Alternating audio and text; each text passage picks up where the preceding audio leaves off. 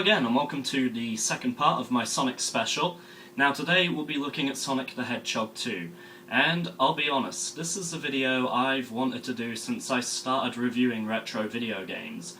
This is the game that defined me as a gamer. This is my favourite game of all time. Does that necessarily mean it's the best game of all time? No, not by a long shot. It's got a hell of a lot of flaws, but for me, personally, I think we're about to go on a bit of a journey. Following hot on the heels of Sonic 1's success, Sonic 2 promised to be bigger, better, and faster than its predecessor. It had very large boots to fill, and some changes and additions to Sonic 1's winning formula were going to be made. One such inclusion was immediately obvious to players everywhere. And that addition, of course, was Tails! I am a grown man. Using his two tails as a sort of propeller, Tails was able to keep up with Sonic's speed, and the little fox would follow him across the vast majority of the Blue-Blur's adventure. Even if you did manage to speed away and leave him eating your dust, the adorable fox would soon reappear on screen. He was invincible, as when he was hit he didn't lose any rings, he was immortal, immediately returning to Sonic's side should he be killed, and better yet, he could be controlled by a second player. There was also an option to play as Tails on his own. However, when doing so, Tails lost his immortality, invincibility, and ability to fly. So we know who he is and what he can do, but why is he here? I believe Tails does for Sonic what Robin does for Batman. See, the writers for Batman knew that children could not imagine themselves as the Bat, so the introduction of Robin allowed readers of the comic to say, well hey, I could be like him. This meant that the audience were more immersed as they felt like they could be sitting alongside the Dark Knight in the Batmobile, or fighting the Joker, or whatever else it was they did that week. It turned Batman from this cool but unapproachable figure to a more fatherly and welcoming character. In Tails' case, his presence makes Sonic seem a little bit older, a little more dependable, that little bit more confident. Sonic is suddenly in more of a big brother role, and I believe it to be similar to the bond which Batman and Robin share. Sonic now has someone looking up to him, someone he can mentor. In a way, it makes Sonic Batman. The young, impressionable audience could now look up to him. They could, in a way, be Tails. It might also be the reason I always made my little brother play as Tails, even to this day, despite the fact he almost broke my nose over it. Our mum was just happy that it was a game we could play together, and the little guy's cute factor instantly won her heart. That's some pretty smart marketing if you think about it. So what other gameplay changes exist? Well, in my last video, I argued that Sonic was not about speed, in spite of the fact that this is how he was advertised. Now Sonic 2 noticeably features more opportunities to get Sonic up to his top speed, and even has some segments specifically designed to make Sonic move more quickly than the camera. There are also more speed power-ups, and the game feels faster, feels more fluid, and feels more exhilarating than the previous outing, while still retaining precise platforming sections. Now, instead of slowing you down when you're approaching some moving platforms or tricky jumps, the game is quite happy to let you fly off a ledge and continue on a lower route, or a path that brings you back around to the original jump. Later on in the game, you'll simply be killed. The result is that you feel far more accomplishment when you not only make it through these areas, but do so without sacrificing the momentum you'd just built up. Those are the magical moments of Sonic games for me. On that note, the game has more fun with its physics this time, and Sonic can grab some frightening amounts of air. There are more ramps, more slopes, and more surprises than before. The best example is probably the Casino Night Zone, where you literally feel like you're inside a pinball machine. You also have a new ability to play with, the Spin Dash, a technique that it's now hard to imagine Sonic without. By revving up in a ball, Sonic can fire himself along at tremendous speed, and it's the perfect solution for getting around a loop when you don't have a run-up. One major change that should come to mind very quickly is that each zone now has 2 acts instead of 3. Exceptions to this rule are the Metropolis Zone, which does indeed have 3 acts, along with Sky Chase, Wing Fortress, and Death Egg, which all have 1 act apiece. The environment is therefore changing far more regularly than it did before, and doesn't allow the player enough time to get tired of their surroundings. The dread that came with reaching the labyrinth zone just plain doesn't exist anymore. Do not assume for a second this equates to a shorter game though. Sonic 2 has 11 zones with 20 acts in total, and that's not including the 7 special stages. These acts are generally longer than the acts of Sonic 1 as well, so there's a lot more game for your money here. The level design team really kicked it up a notch with regards to the multiple routes too. Sonic 1's levels usually had 2, maybe 3 routes that would often converge on the same path. Sonic 2's levels are layered like one of those confusing stair paintings, with paths that crisscross, sending you up, down, and around.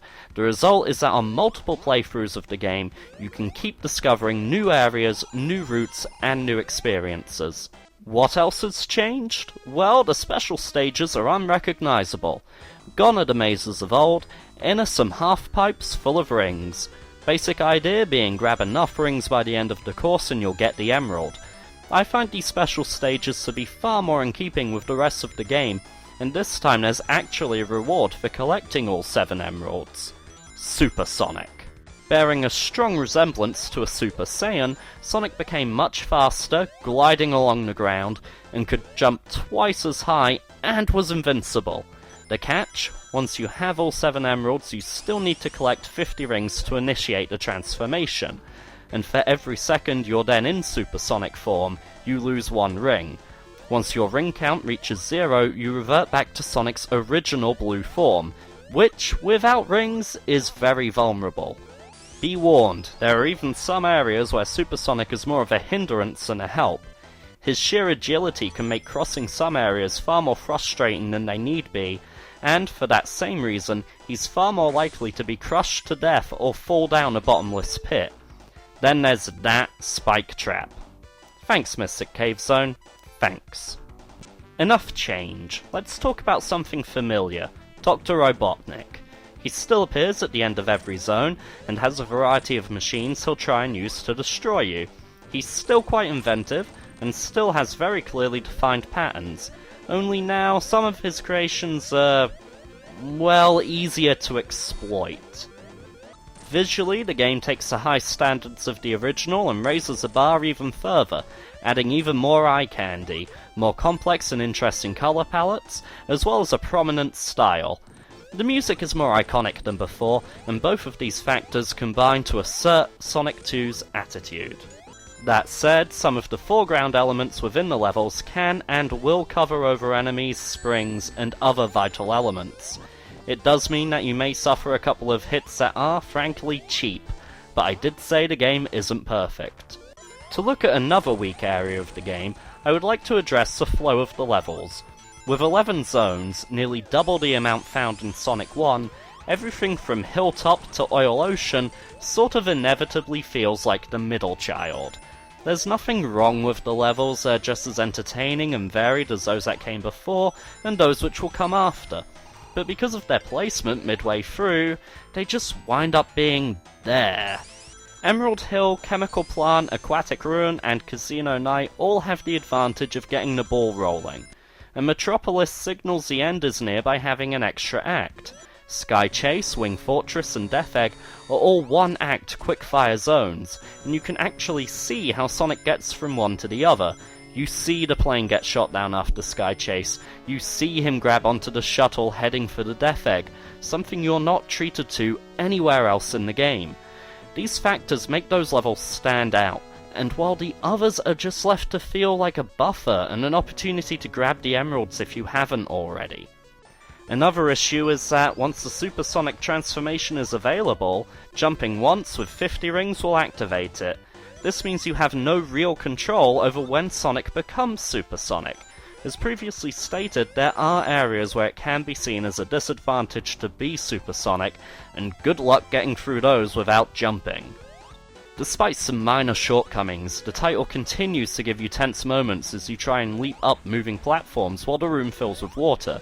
It continues to reward you, as skillful platforming means you won't have to do a dreaded underwater segment in Aquatic Ruins.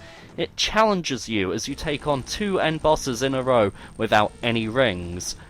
At the end of yesterday, today, tomorrow, and every day, Sonic 2 was, is, and will always be my earliest memory of gaming, my most satisfying gaming experience, and my favourite video game of all time. Nostalgia is a pretty strong factor in this, and I believe it's the memories I associate with this game that keep it at the forefront of my mind. If somebody mentions games to me, I automatically think of Sonic 2.